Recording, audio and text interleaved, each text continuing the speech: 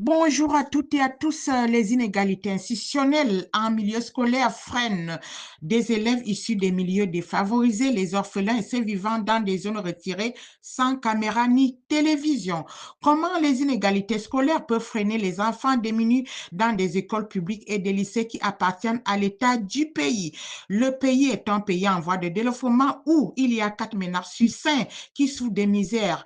Avec la vie chère, les familles n'arrivent pas à envoyer leurs enfants à l'école qui est devenue un marché illégal installé au sein de ces institutions publiques.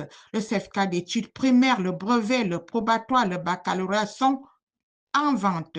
Les concours sont en vente. Pour accéder à un emploi, la plupart sont en vente.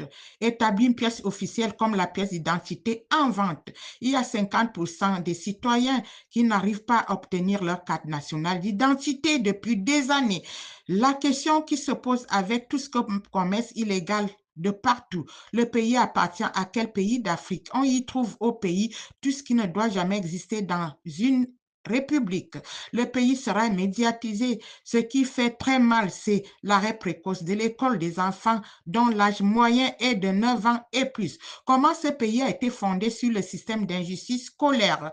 Cette question est fondamentale et situe le concept d'injustice scolaire au cœur des disciplines et des débats sur l'orientation des médias et de la nation. Ils vont s'interroger sur la production de nos richesses naturelles qui représentent pour le pays des critères de développement durable, de discussions collectives pour permettre à chaque famille et les enfants vulnérables de profiter de la vie éducative et de citoyenneté dans leur propre pays. La période des 30 glorieuses dans plusieurs pays est marquée par l'équité scolaire, c'est-à-dire à chaque rentrée, le gouvernement fait des distributions, des subventions et des dons de fournitures scolaires aux enfants nécessiteux pour réduire des inégalités scolaires dans des écoles publiques. Comment le gouvernement accepte de gérer les injustices scolaires et le commerce illégal? La situation dégradante continuelle au sein de ces lieux de commerce est humiliante devant le monde entier. Les pays du monde vont suivre la chute totale du pays depuis 65 ans. Les internautes vont juger la situation inexistante. En ce qui concerne le retard du développement, la liberté et les droits fondamentaux de l'enfance et des citoyens, qu'est-ce qui peut être idéal? Supprimer tout ce qui est commerce illégal dans toutes les couches scolaires qui mine le développement humain et qui freine des élèves, développer des infrastructures scolaires routières, construire des hôpitaux publics dans les villes et villages pour aider les populations démunies, créer des grandes entreprises publiques pour l'investissement, la rénovation et la revalorisation, remettre en place le niveau de réussite au mérite à la place des sommes d'argent exorbitantes que les autres diplômés ne pourront jamais avoir. L'idée d'équité peut être assimilée à celle d'égalité de chance en tant que visant une égalité juste dans une société où la répartition des ressources doit être égalitaire à la réalité. C'est en fonction des qualités et des questionnements que cette répartition des biens communs peuvent assurer les populations. Les critères doivent être plus justes que l'utiliser.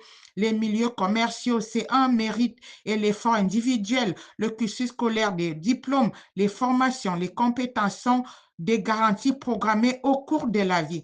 Les pensées modernes posent la problématique de la justice sociale en d'autres termes, avec des options en tension pour lesquelles un choix de travail peut s'opérer entre l'égalité comme utilité, l'égalité comme équité. L'approche utilitariste, égalité comme utilité, consiste à augmenter les chances de choix pour la maximisation globale des bénéfices et des avantages récoltés par chacun pour réaliser son potentiel avec des connaissances scolaires éducatives et sont un atout majeur à la liberté de la vie en communauté. L'approche de l'équité, égalité comme équité, consiste à réduire les inégalités scolaires et les dommages subis par plusieurs élèves dans des écoles publiques et en diffusant les bénéfices acquis aux bénéficiaires. Il est donc bien question d'éthique selon laquelle nous considérons en priorité des valeurs de la République, les égalités de chance, les valeurs d'une redistribution des bénéfices réduisant des pénalités scolaires. Il est question que la démocratie est égale à la promesse, à une histoire, aux avantages, à la réalisation des projets d'envergure, au développement, à l'assainissement, à l'équité, lutter contre la pauvreté institutionnelle, égalité de chances, faire abstraction de ce qui est différent de soi. C'est au nom de ces principes que nous pouvons tous s'engager